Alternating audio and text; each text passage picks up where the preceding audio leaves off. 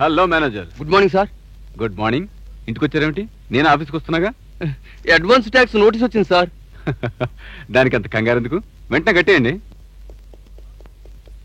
Mummy mummy. రా బాబు, tiffin చేద్దాం. లేదు మమ్మీ, నేను ఆఫీస్కి వెళ్ళాలి, నాకు టైం అయింది. అవునరా, అన్నిటికీ టైం అవుతుంది కానీ నీ పెళ్లికి మాత్రం టైం కావటం లేదు. ఎప్పుడు అడిగినా దాటేసుకుని పోతావు. మమ్మీ, నాకు నచ్చే పిల్ల కోసం, నువ్వు మెచ్చే పిల్ల కోసం 1000 కళ్ళతో ఎదురు చూస్తున్నాను. దొరకగానే తీసుకొచ్చి నీ ఎదురుగా పెడతాను. చేసే పెళ్లి. Okay?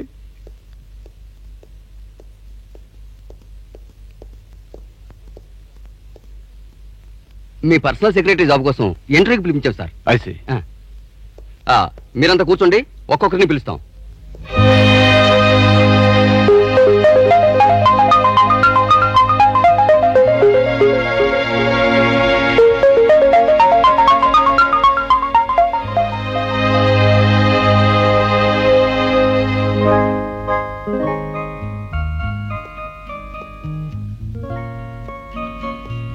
Mister manager. Yes sir. ఆ వరుసలో చివరిగా కూర్చున్న అమ్మాయి పేరేమిటి? Miss Asha sir. Miss Asha. వెంటనే అమ్మాయి పేర అపాయింట్మెంట్ ఆర్డర్ టైప్ చేయించండి. Miss Asha, you are appointed. Oh, what a man, what a taste. Proprietor అంటే అలా ఉండాలి. నేను ఆఫ్టర్ ఆల్ ఒక సెక్రటరీని. నా బట్టల కోసం 5000 రూపీస్ ముందే ఇచ్చారు. నా జీతం ఎంతో తెలుసా? 1500. 1500. Oh, my heart fell for him. అది సరే గాని నువ్వేంటి అలా ఉన్నావు?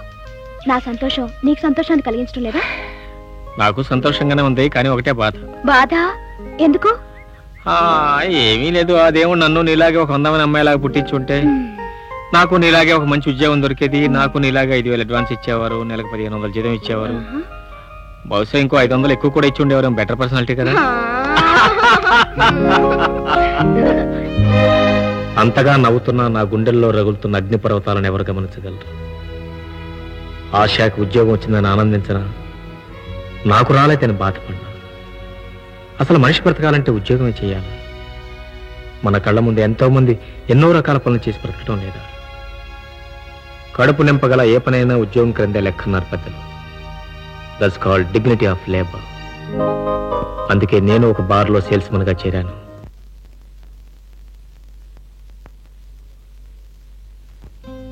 ఎంతో ఆనందంగా ఉద్యోగం చేసుకుంటుంది ఆశ. 10 రోజులకు ఒకసారి కూడా ఆశా దర్శనం కరువైంది. ఒకవేళ ఎప్పుడైనా ఎదురుపడ్డా ఆమె నోటి వంట పదే పదే వినిపించేది మోహన్ మోహన్ అన్మోహన్. భారత్, ఈ గులాబీ పువ్వు ఎలా ఉంది? నాకు తుంచేసిన గులాబీలంటే ఇష్టం ఉండవు ఆశ. అవి కొమ్మకున్నప్పుడే అందంగా ఉంటాయి. నీకు బొత్తిగా టేస్ట్ లేదు. మోహన్ గారి గులాబీ పువ్వు నాకు ప్రెజెంట్ చేశారు. భారత్, నువ్వు మోహన్ గారి స్థానంలో ఉంటే ఎంత బాగుండేదో. ఎంతో బాగుండేది. నువ్వు కంటున్న కళ్ళని నిజమయ్యేవి. ఆఫ్టర్ ఆల్ ఈ పార్కులో కాకుండా మనం మైసూర్ బృందావన్ గార్డెన్స్ లో వివరించేవాళ్ళం. విమానం లేకుండానే నువ్వు గాల్లో తెలిపోయేదాన్ని. భారత్, మాటలు వినడానికి ఇంత అందంగా ఉన్నాయి. నిజంగా జరిగితే ఇంకెంత ఆనందంగా ఉంటుందో. అది జన్మలో దొరకదన్న సంగతి మర్చిపోకు. అదే నీకు మోహన్ గారికి ఉన్న తేడా. మోహన్ మోహన్ మోహన్ 10 సార్లను బోరు కొట్టు. ఇవాళ ఏప్రిల్ 21వ తారీఖు. అయితే ఏంటంట? ఫర్ యువర్ కైండ్ ఇన్ఫర్మేషన్, ఇవాళ ఏప్రిల్ 21వ తారీఖు. ఇప్పుడు నువ్వు బోరు కొడుతున్నావు. టైం చెప్పే ఆపరేటర్ లాగా ఏంటి నీ సోదా? సోదా ఆశ, ఇవాళ ఏప్రిల్ 21వ తారీఖు అన్న సంగతి నీకు గుర్తులేదంటే నువ్వు నన్ను కూడా మర్చిపోయి చాలా దూరం పోయినట్టే లెక్క. I'm sorry.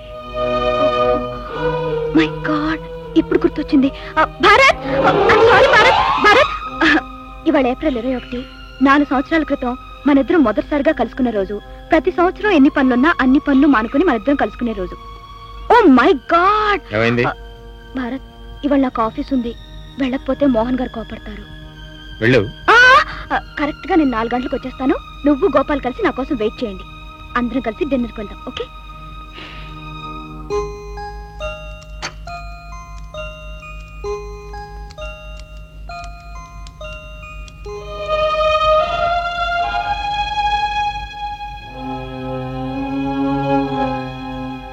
సార్, 4 అయింది. You are right. నేను టీ తాగే టైం అయింది. నా టైమింగ్స్ నువ్వు చాలా కరెక్ట్ గా గుర్తుపెట్టుకుంటావు. Very good. Thank you sir. నీకు గుడ్ న్యూస్ చెప్పనా? ఇప్పుడు 5 గంటలకు అమెరికన్ డైరెక్టర్స్ కలుసుకుంటాం. కాన్ఫరెన్స్ సక్సెస్ అయితే మనం అమెరికా వెళ్తున్నాం. మనం అంటే నువ్వు, నేను.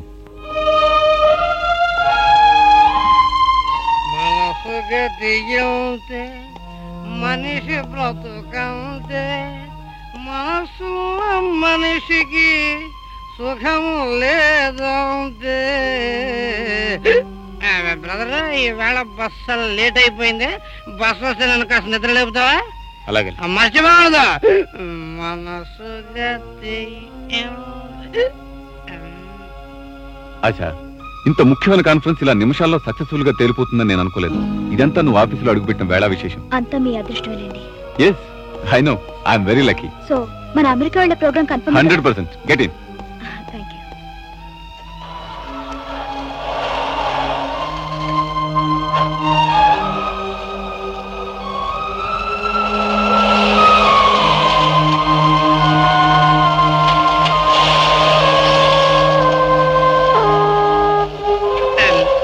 బ్రదర్, బస్సు వచ్చిందా? నేను వెళ్లాల్సిన బస్సు వచ్చింది. మరి నువ్వు వెళ్ళలేదే? అందులో నాకు ఖాళీ లేదు. Poor fellow.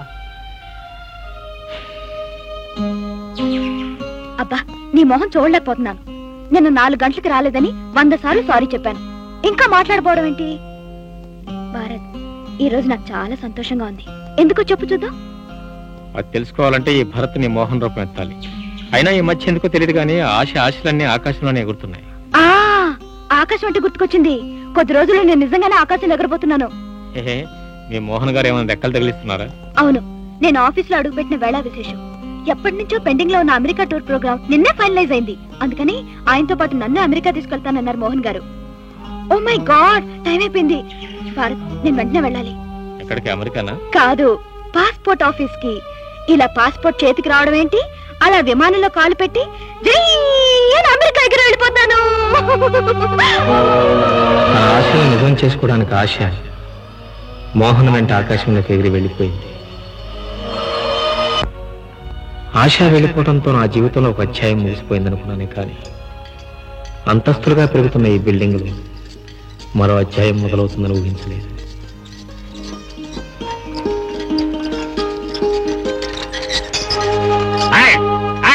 ఎవరిది?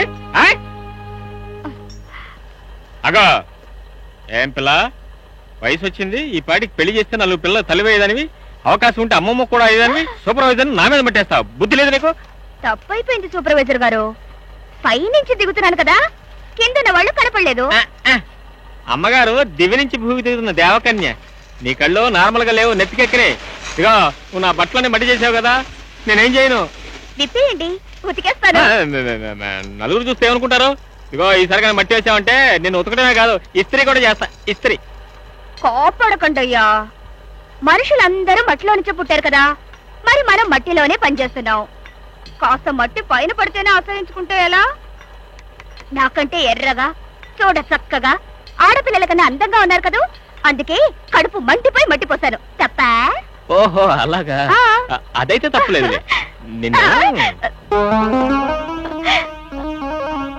అబ్దుల్ భయ్యా, ఉల్లుక పట్టే తప్పించుకు పారిపోదాం అనుకుంటున్నావు బే? నీకు పేగులు తీసి మాకి మెళ్ళో వేసుకుంటాం. అప్పు ఇవ్వలేని వాడివి ఎందుకు తీసుకున్నావు బే? ఇవాళ నువ్వు వడ్డీ కట్టాలా, నేను వెళ్ళాలా? నైతో గర్దన్ కాడుతుంగా. అబ్దుల్ భాయ్, ఈ నెలకు నన్ను వదిలేసి వచ్చే నెల అసలు వడ్డీ మొత్తం కట్టేస్తాను.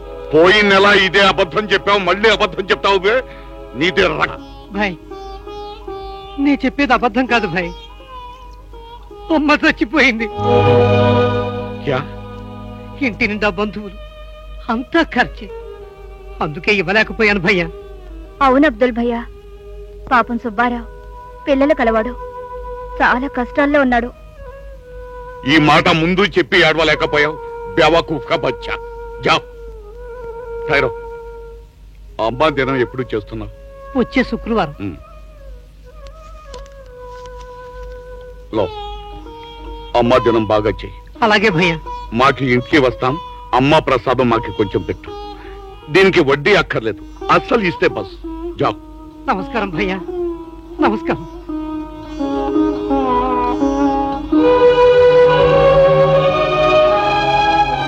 అబ్దుల్ భాయ్, డబ్బు కోసం మనుషుల ప్రాణాలు తీసేవాళ్ళనే చూస్తున్నావు, కానీ నువ్వు డబ్బుతో వడ్డీ వ్యాపారం చేసే మనుషులు కూడా మానవత్వంగా నిరూపించావు. అభినందిస్తున్నావు. సూపర్వైజర్ బాబు గారు, మా అబ్దుల్ భయ్య మంచి వాళ్ళకి మంచివాడు, చెడ్డ వాళ్ళకి చెడ్డవాడు. అప్పు తీసుకొని నిజంగా ఇవ్వలేకపోతే వదిలేస్తాడు. మోసం చేయాలని చూసారో పీకలి కత్తిరించేస్తాడు.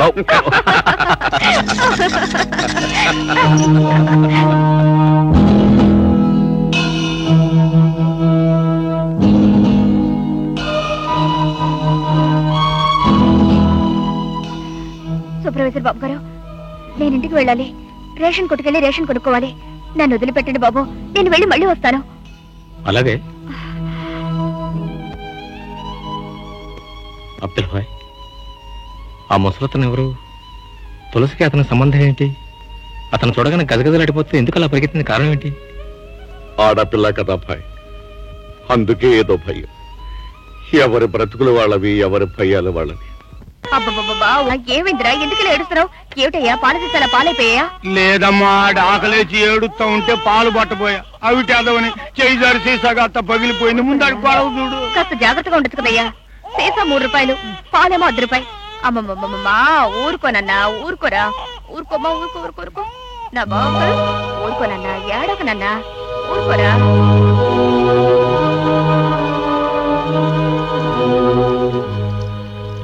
తులసి, తండ్రి ఎవరు? ఎవరికి? నాకా? ఆ బిడ్డకి. ఆ మాట అడగడానికి నా తండ్రికే ధైర్యం లేకపోయింది.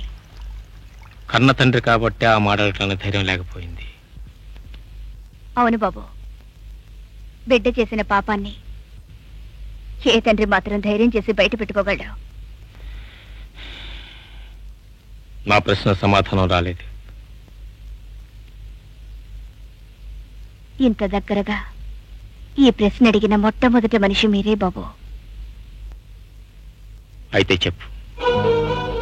ఏం చెప్పంటారు బాబు? ఆ రామాయణంలో సీతాదేవికి రాముడున్నాడు. ఆయనే రావణాసురుణ్ణి చంపి సీతాదేవిని రక్షించుకున్నాడు. కాని నా రామాయణంలో ఈ తులసికి రాముడు లేడు. 3 రావణాసురులు మాత్రం ఉన్నారు. ఎవరా 3? కోడు, గుడ్డ, కొంప. ఆ 3 రావణాసురులు కన్నబిడ్డే ఆ బిడ్డ. రోజు నా కోసం కాళ్ళెడ్చుకుంటూ వస్తాడే, అతనే మా నాన్న. ఫ్యాక్టరీలో పనిచేసేవాడు. ఒకరోజు ఫ్యాక్టరీ మిషన్ లో పడి కాళ్ళు పోయాయి, ఉద్యోగం పోయింది. ఇరుగు పొరుగు వాళ్ళు చేసినంత కాలం మాకు సాయం చేశారు. కానీ ఎన్నాళ్ళు? చివరికి మేమే మురికిపేటకు చేరుకున్నాం. మా పరిస్థితికి దయదలిచి ఇచ్చినంత కాలం కిరాణా కొట్లో మాకు అప్పులిచ్చారు. తర్వాత అది కూడా మానేశారు. మేం వారం రోజులు పస్తులున్నాం. మా నాన్నకు ఒళ్ళు తెలియని జ్వరం. అది భరించలేక కొట్టువాణ్ణి బ్రతమాలుకోవడానికి పరిగెత్తాను. సుబ్బిశెట్టి గారు, మా అయ్యకు 1 వారం రోజుల నుంచి జ్వరం. ఆకలితో అలమటించిపోతున్నాడు. ఇంట్లో ఒట్టిపోయిన కుండలు తప్ప ఒక్క బియ్యం గింజలేదు. 1 పావుసేరు బియ్యం ఇప్పించండి. కంచి కాచి మా అయ్య ప్రాణాలు నిలబెట్టుకుంటారు. ఇప్పించండి బాబు, మీకు పుణ్యం ఉంటుంది. గంజి సరే, యా అల్లా, కట్టుకోవడానికి ఒంటి మీద మంచి గుడ్డ కూడా లేదు. ఉంటున్న పాకి 3 నెలలు ఎద్దు పాకి. ఇంకా ఎంతకాలం వదిలేయాలో? ఇదిగో చిలకల జాక్సను తిండి లేక అదేడుస్తుంటే మధ్యలో నీ గుడిసెల అద్దెకోలేమిటాయా? పళ్ళు రాలగొడతాను. యా అల్లా. ఇదిగో మూతకళ్ళ మస్తాను. ఇప్పుడు దానికి కావలసింది నీ కొట్లో గుడ్డలు కాదు, నా కొట్లో తిండి గింజలు. చూడు తులసమ్మ, లోపల గొడవంలో మంచి బియ్యం ఉన్నాయి. నీకెన్ని కావాలంటే అన్ని పట్టుకెళ్ళు. లోపలికి వెళ్ళమ్మా, వెళ్ళు. చీలక చక్కగా బోన్లు చిక్కింది. పదండి, ఓ పట్టు పడదాం.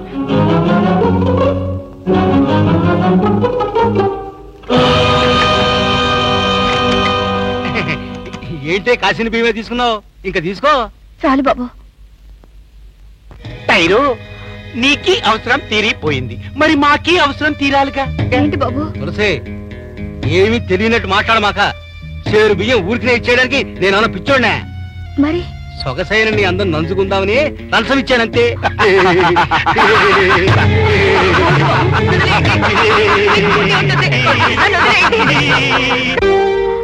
ఆకలి వేసి కేకలేస్తే వాళ్ళ ముగ్గురు నా మీద పడి వాళ్ళ ఆకలి వాళ్ళు తీర్చుకున్నారు. నా గంజి నీళ్ళు, నా పూరి గుడిసె, నా చెరుగు పాతలు మాత్రం నాకు మిగిలే. ఏం బాబు, చాలా విచిత్రంగా ఉంది కదా ఈ తులసి రామాయణం. రాముడు లేని రామాయణం, ఒంటి తల రావణాసురులు ఉన్న రామాయణం. సీతగా బ్రతకాలనుకున్న ఈ తులసిని కంచాయి మొక్కను చేసిన రామాయణం.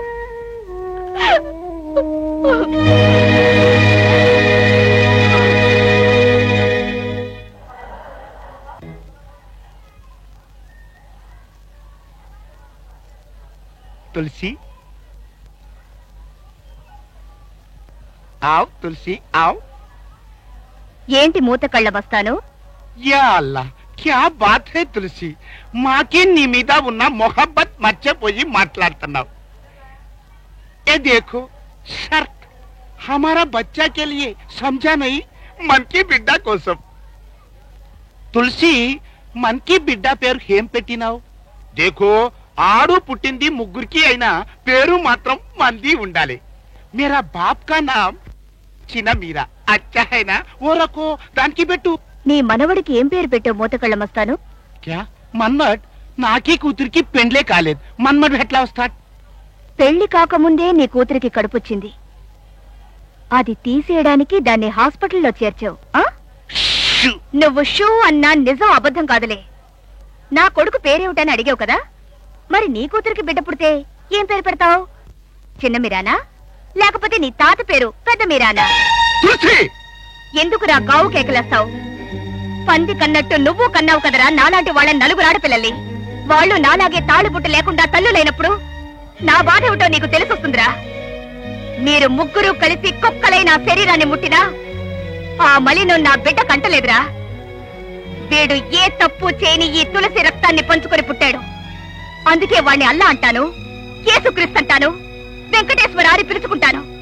అది ఎవరన్నా కాదంటే చెప్పు దిసు కొడతాను. అరే భాయ్, విన్నారు కదా? అంతా విన్నాను. రాత్రికి పడతాం దాని భర్తం. అన్ని అంతస్తులు ఆ బిల్డింగ్ మీద నేను పెట్టుకున్న కోరికలు కూడా కొండెక్కిపోయాయి. భాగస్తులు తగాదా పడి బిల్డింగ్ పూర్తి కాకుండానే పని ఆపేశారు.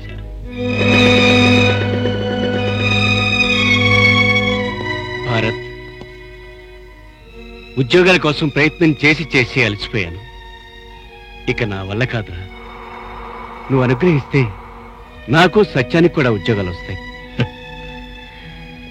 ఉన్న ఉద్యోగమే పోయి నేను బాధపడుతుంటే మీకు నేను ఏ విధంగా సహాయపడగలను చెప్పి. అది కాదురా, నీ పాటంటే పడి చచ్చిపోయే అమ్మాయి ఒకటి ఆ ఇంట్లో ఉంది.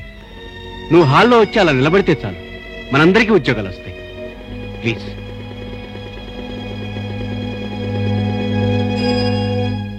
ఓ భారత్, టీవీలో మీ పాటలెన్నో చూశాను. ఆ ఒక్కొక్కటి 10 పెక్కుల కిక్కుతో సమానం. పాట విన్న ప్రతిరోజు మందు మానేసి ఆ కిక్కుతో నేను పిచ్చిదానైపోయేదాన్ని. మీరెక్కడుంటారో కనుక్కొని వచ్చి మీ కాళ్ళకు మొక్కుదామని చాలా సార్లు అనుకున్నా. వీలు కాల. ఏమిటలా చూస్తున్నారు? చెవుల పూలా? నాకెవరు పెట్టలా, నేనే పెట్టుకున్నాను. నా గెటప్ కి వాటికి మ్యాచ్ కాలేదా? ఏం చేయను, నేను కాశీ విశ్వనాథుని భక్తురాల్ని. మా అమ్మ నన్ను కన్నది కాశీలో, గంగనీళ్ళు పోసి పెంచింది. ఇప్పుడు మా డాడీ నన్ను విస్కినీళ్లతో పెంచుతున్నాడు. ఆ భారత్, నీ పాటల్లో కవిత్వం ఉంటుంది, గొప్ప పాండిత్యం కనపడుతుంది. మీరు కవులా? కాదులే, మా వాడు పండిత పుత్రుడు. వాళ్ళ నాన్నగారు తెలుగు మాస్టర్ గా చేసి రిటైర్ అయ్యారు. మల్లిక్ గారు, మరి మా విషయం చెప్పలేదు. యు డోంట్ వరీ గోపాల్, మీ ముగ్గురికి ఉద్యోగాలు గ్యారంటీ. ఈ ఊళ్ళో కల గొప్ప కోటీశ్వరుడు కోటీశ్వరరావు గారు మా డాడీ. నేనెంత చెప్తే అంత. ఆఫ్ కోర్స్, ఎవరు ఎన్ని చెప్పినా వినడమే గాని చివరికి నేననుకున్నదే చేస్తాను. అదే ఈ కోటేశ్వరరావు స్పెషాలిటీ. డాడ్, నేను చెప్పేనే, భారత్ అండ్ కంపెనీ వీళ్లే పాపం నిరుద్యోగులు బయట బ్రతకలేక తమ బ్రతుకుల్ని తాకట్టు పెట్టుకుందామని మీ దగ్గరకు వచ్చారు. బేబీ తెలివి తక్కువగా మాట్లాడకు. ఇక్కడ ఎవరి బ్రతుకుల్ని ఎవరు తాకట్టు పెట్టుకోరు. డియర్ ఫ్రెండ్స్, నేను మీకు ఉద్యోగం ఇవ్వను, పార్ట్నర్షిప్ ఇస్తాను. లాభాలు సంపాదించే ప్రతి పని వ్యాపారమే అయితే నేను చేసేది వ్యాపారమే. తిమ్మిని బమ్మిని చెయ్యడం, అవసరమైతే తలకాయలు తీసేయడం, లేని వాళ్లకు వాటిని తగిలించడం, ఇవన్నీ కొంచెం కష్టమైన పనులు, తలకాయ ఉన్న వాళ్ళు చేసే పనులు. మీకు ఇష్టమైతే ఈ ఎంటీ స్టాంప్స్ మీద సంతకాలు చేయండి. మీరు సంపాదించే ప్రతి రూపాయిలోనూ పావలా మీ వాటాగా ఇచ్చేస్తాను. అదే మన అగ్రిమెంట్. ఎక్స్క్యూజ్ మీ, ఇది తాకట్టో అగ్రిమెంటో మాకు తెలియదు. మిమ్మల్ని నమ్ముకున్న వాళ్ళంతా బాగుపడ్డారు, మాకు కావాల్సింది అంతే. గోపాల్, భరత్, నువ్వు కూడా పెడితే బాగుపడతావు. Shut up. 17 సంవత్సరాలు కష్టపడి నేను ఎంఏ డిగ్రీ సంపాదించింది నీతిగా నిజాయితీగా బ్రతకడం కోసం, నా చదువుని తెలివితేటల్ని అమ్ముకుని ఒక మంచి ఉద్యోగం సంపాదించడం కోసం. అంతేగాని ఇలాంటి అడ్డదడ్డమైన పనులు చేస్తూ అడ్డదడ్డంగా బ్రతుకుతూ ఇటు ప్రజలకి అటు ప్రభుత్వానికి తలనొప్పుగా తయారే నీలాంటి చెడ పురుగుల సంఘంలో చేరటానికి కాదు. Good bye.